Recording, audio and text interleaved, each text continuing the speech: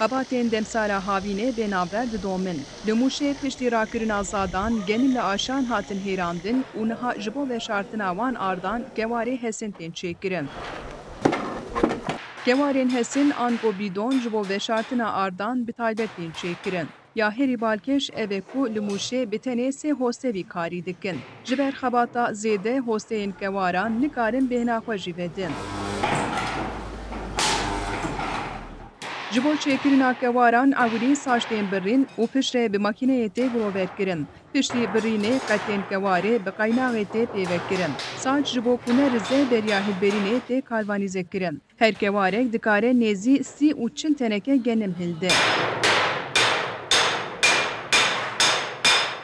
Ji xwe meha çêkirina wan kewaran jî di demsala çandiniyê de dest pê dike. Şî mesela tiştî ew hatine bû pêşî millet dihanî kewar ji xulî çêdikir, ji dar çêdikir. Wextê wan jî êdî derbas bû millet ew hebû çêdikirin anha eva çêbûye mevana derxistiye. Weke hosteyê kewaran jî got perêdar û ax hebûn lê niha bi hatina teknolojiya nûjen a dawî edet bi dawî bûn. Ji gelek deverên Mûşê xelk tê û ji hosteyan kewaran distîne.